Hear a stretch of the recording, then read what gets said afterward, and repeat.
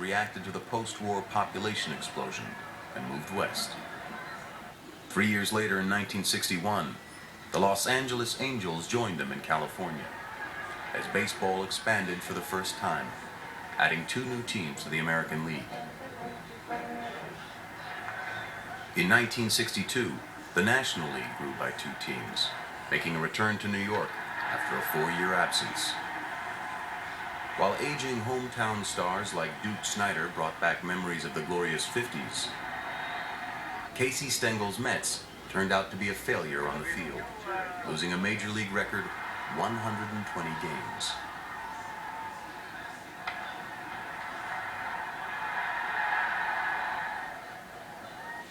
Although more jobs were available, baseball's expansion did little financially for the players.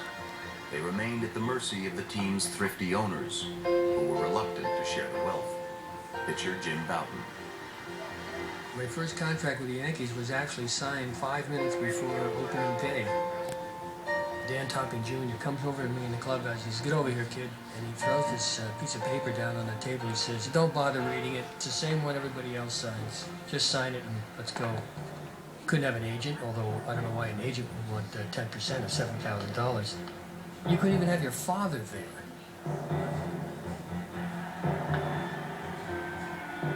Los Angeles Dodger Maury Wills. Here I am, just a gung-ho, somewhat dumb baseball player. And he said, "What do you want?" I said, "What's your offering?"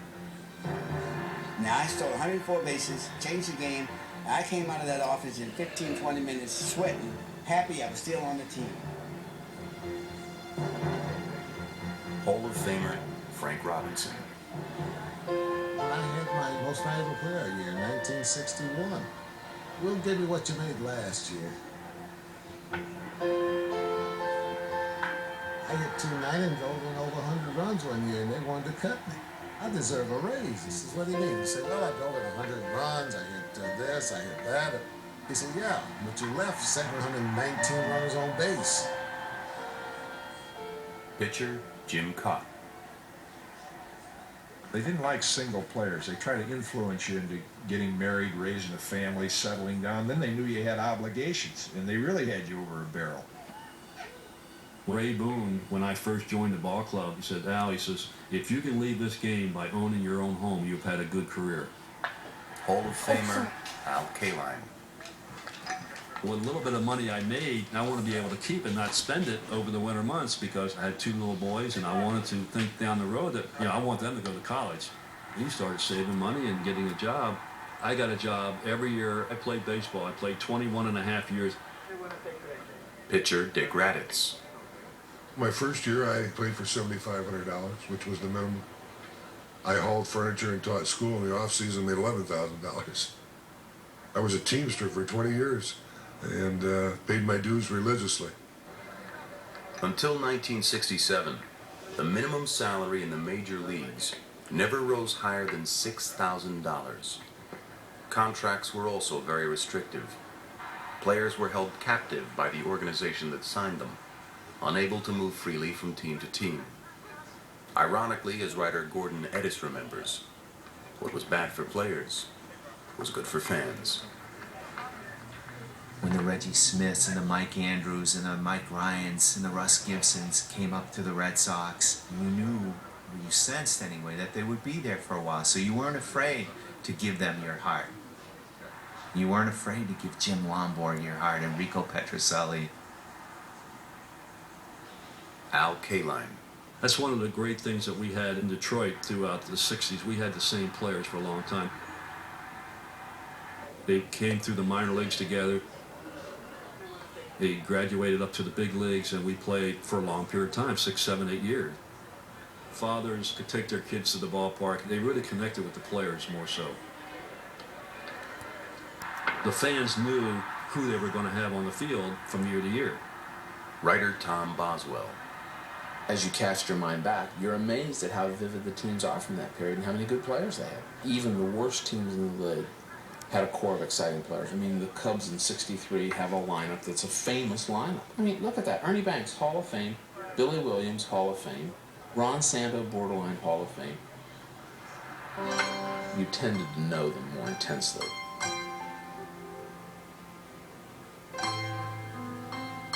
Bob Costas. Because guys stayed with the same teams, you identified them with those teams and with their uniforms.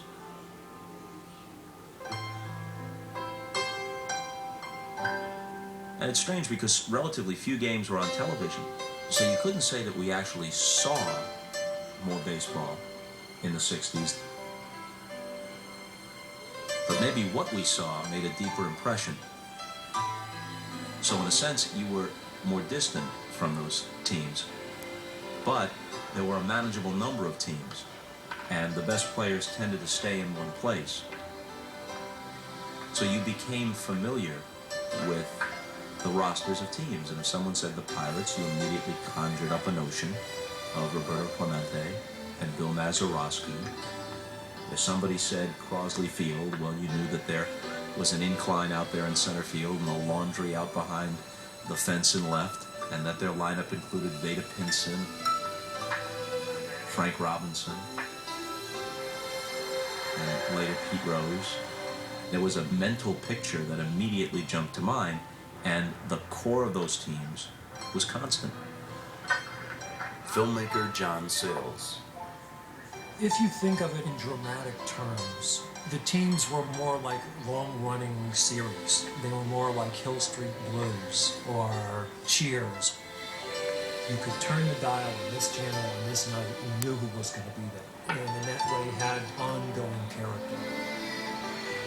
All of us from that generation retain a vivid image of guys in numbers.